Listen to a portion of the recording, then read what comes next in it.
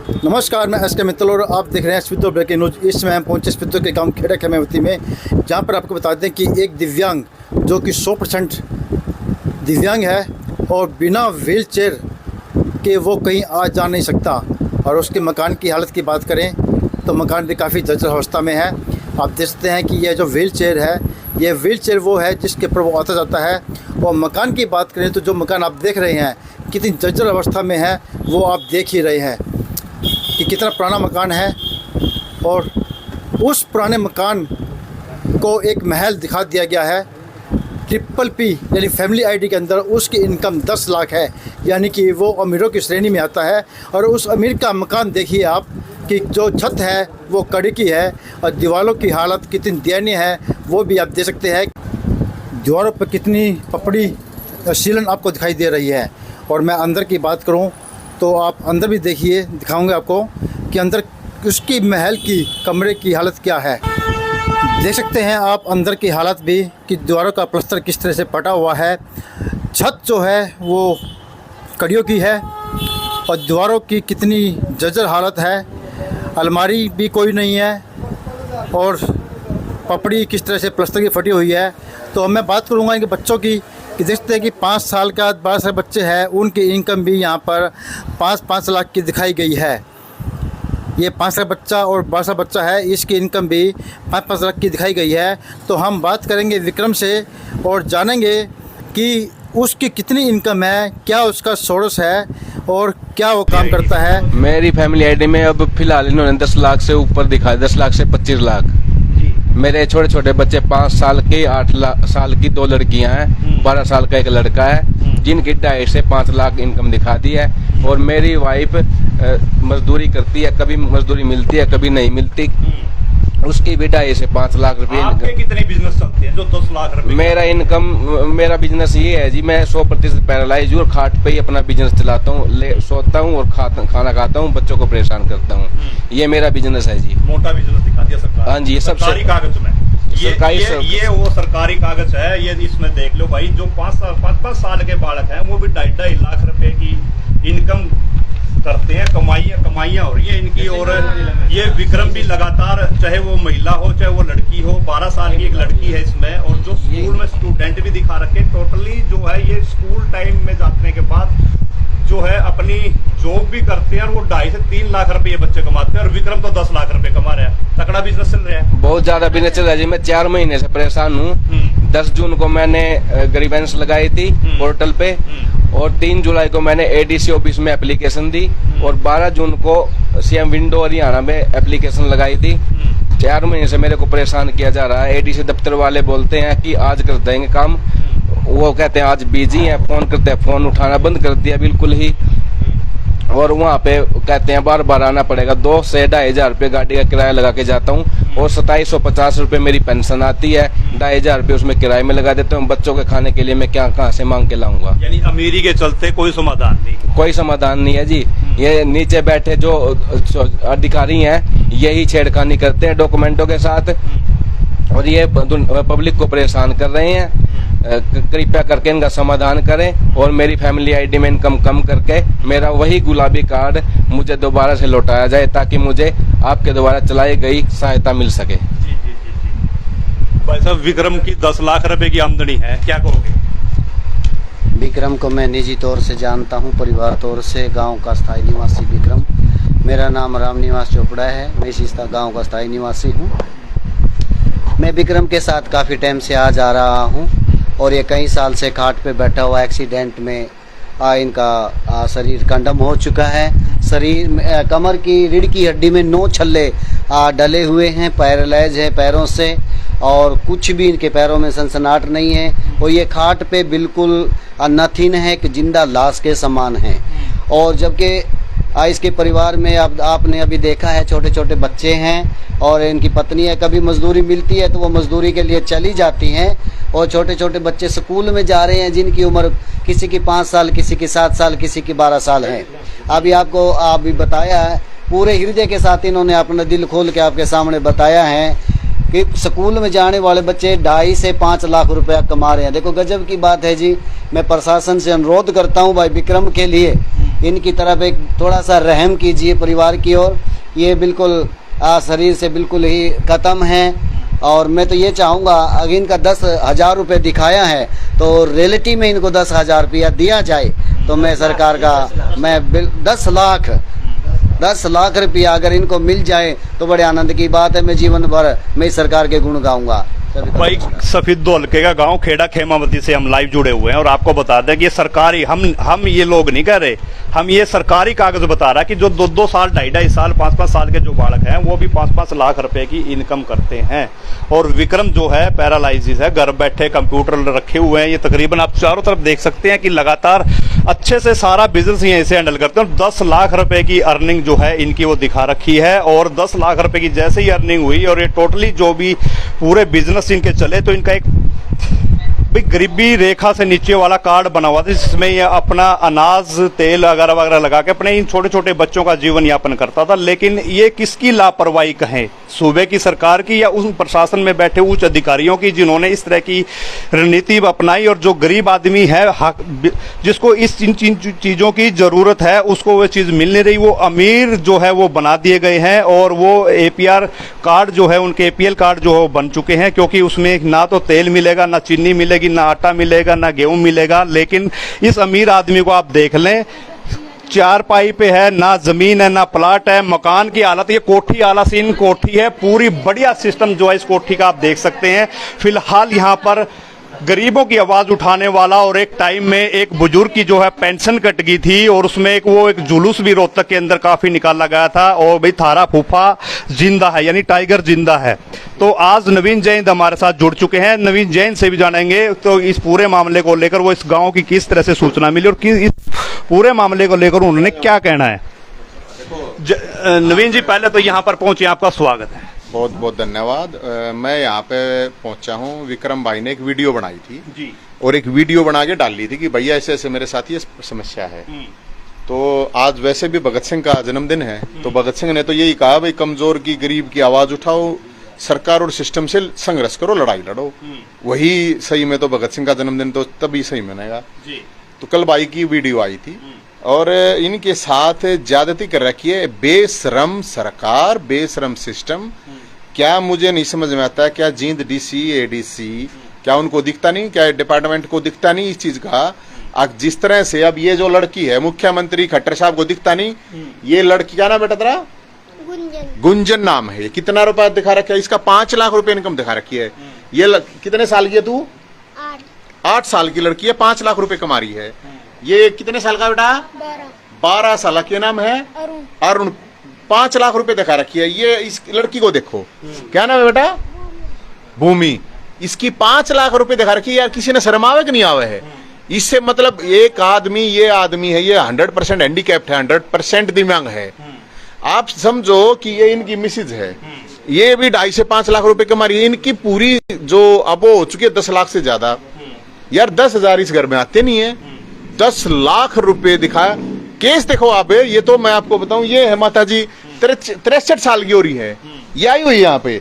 60 साल से ऊपर के बोल रहे हैं। मुख्यमंत्री तो बोल रहा है कट देखी ने ऐड देता मुख्यमंत्री 60 साल से ऊपर वालों की पेंशन बनेगी तेरी दाई है कौन है बनी।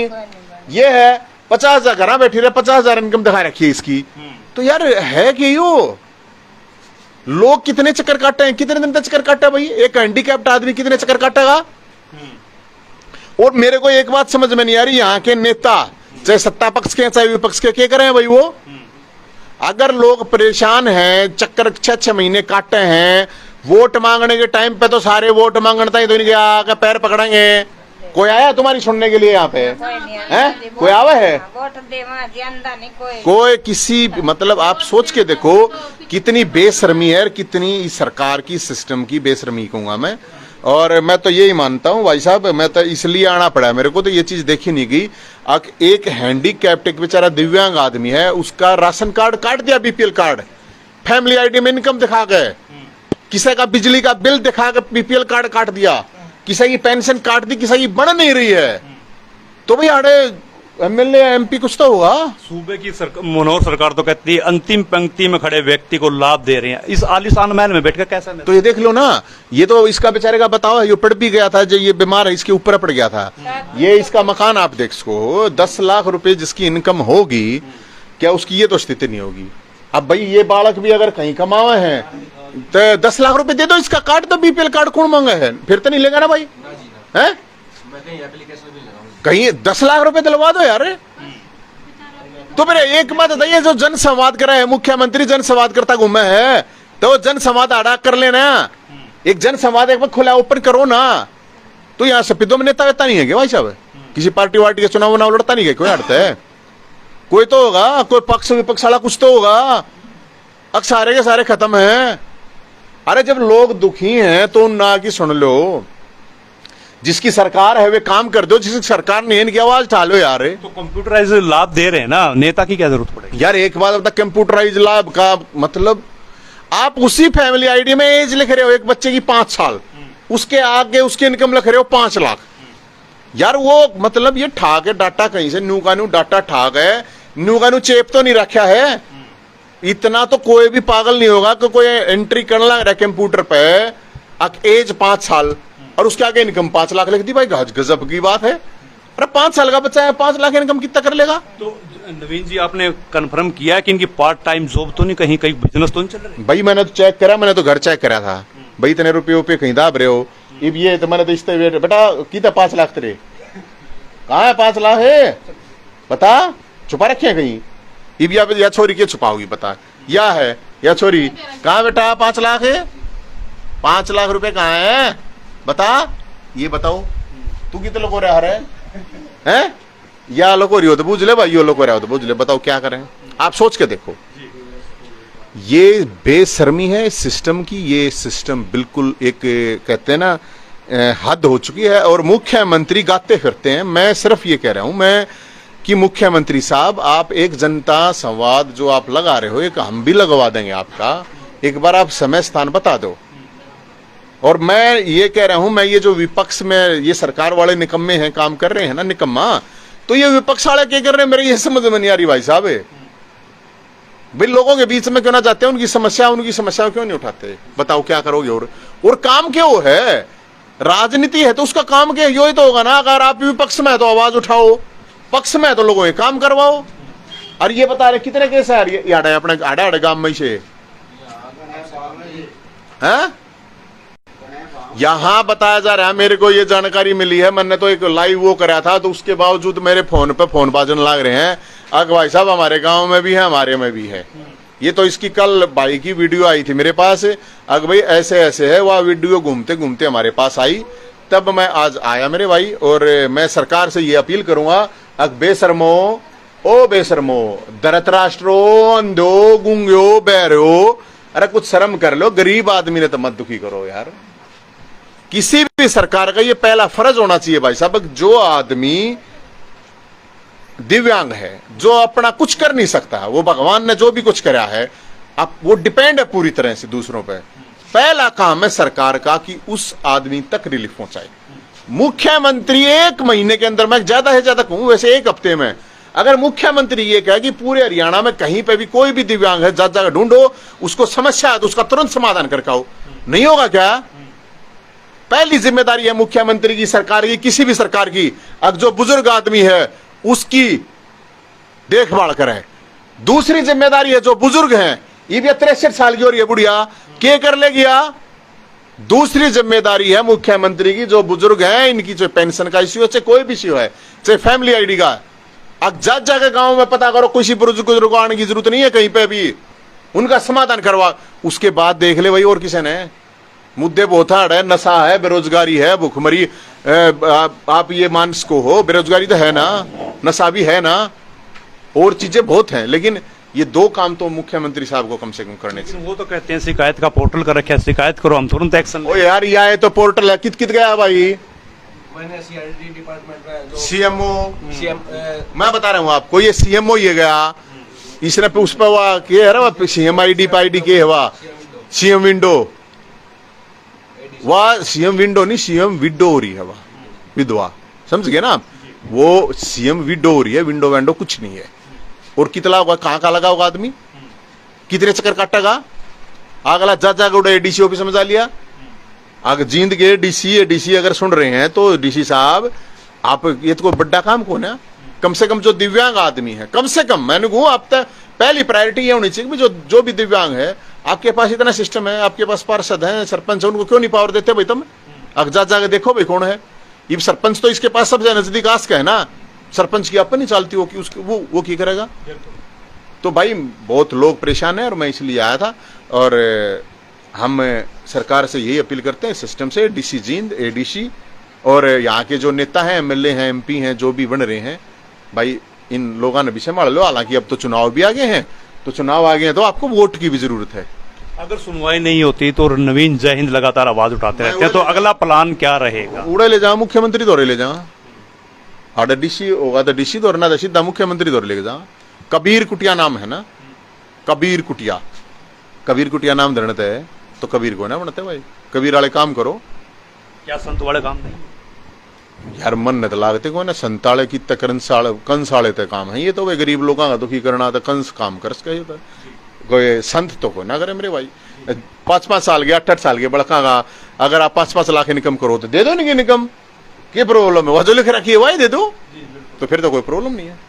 तो अभी आप नवीन जैन को सुन रहे थे और एक दर्द भरे बयान में कहा कि कबीर कुटिया नाम रखने से वो संत नहीं हो सकते। लेकिन इस आलीशान महल को मैं दोबारा दिखाऊंगा आपको। ये आलीशान महल है और विक्रम सिंह का ये महल बताया जा रहा है, जिसमें 2-2, 3-3 साल के बच्चे भी 2.5 लाख से 5 लाख रुपए की जो अर्निंग जो है वो कमाई कर रहे हैं। और विक्रम सिंह की जो है 10 लाख से ऊपर जो है आमदनी दिखा रखी है। और ये हैंडीकैप है, एक्सीडेंट में चोटिल हो गया था, काफी सालों से इस खटिया पर बैठकर ही जो अपना बिजनेस चला रहा है। हालांकि हमारी अपील रहेगी, इस तरह की अगर पूरे हरियाणा में, पूरे कहीं भी अगर इस चीज की कोई दिक्कत है तो मुख्यमंत्री को इस तरफ से बहुत जल्द एक्शन लेना चाहिए, क्योंकि जो एक सहारा था वो सहारा ही अगर काट दिया गया। तो नवीन जय हिंद ने कल वीडियो देखी और आज उनके घर पर पहुंच चुके हैं और कहीं ना कहीं एक आवाज उठाने का जो है प्रयास लगातार चल रहा है। जो खामियां है सरकार की और प्रशासन के द्वारा जो खामियां की जाती है उनको लगातार उठाते रहते हैं। तो हमको दिखाना जी, आपका भी कोई मैटर है? हमारा तो ये कार्ड बिजली के वजह से कट रखा जी। अच्छा, राशन कार्ड भी कट गया? हाँ, राशन कार्ड कट गया। कितनी आमदनी दिखा रखी है इसमें देख लो 1 लाख। भाई इसमें बिजली के बिल के कारण जो है इनका राशन कार्ड कट चुका है, लेकिन फैमिली आईडी में 1,40,000 से 1,80,000 रुपए तक इनकी इनकम दिखा रखी है। आपका क्या है जी? तो जहां भी देखोगे वो ये इस तरह की खामियां आपको नजर आएंगी। मैं आपको बता दूं कि फिलहाल मैं सफेदो हल्के के गांव खेड़ा खेमावती में मौजूद हूं और ये आलीशान महल का ये पूरा पोर्शन मैंने आपको दिखा दिया और उस दिव्यांग को भी मैंने आपको दिखा दिया कि लगातार पूरा का पूरा इस तरह की घटनाएं जो है। ये व्हील चेयर मैं आपको दिखाना चाहूंगा, इस व्हील चेयर पर अपना कहीं ना कहीं जाता है और लगातार एडीसी के, डीसी के, एसडीएम के पूरे चक्कर काट चुका है और इसका फिलहाल कोई समाधान नहीं है। नवीन जय हिंद यहाँ पर पहुंचे हैं और लगातार इस तरह की आवाज उठाते रहते हैं। फिर मिलते हैं एक नई अपडेट के साथ। आप लोग आवाज उठा रहे हो, एक गरीब आदमी की आवाज उठाने के लिए आप लोग यहाँ पे आए। आप लोगों का मैं बहुत बहुत ज्यादा धन्यवाद करता हूँ, वरना कोई नहीं आता। बड़े बड़े लोगों के पास तो दुनिया चली जा है, गरीब आदमी की आवाज सुनने के लिए आप लोग आए। इनकी आवाज आप जरूर वहां तक पहुंचाएं। आपका बहुत बहुत धन्यवाद है। ऐसे पत्रकारों की जरूरत है देश प्रदेश।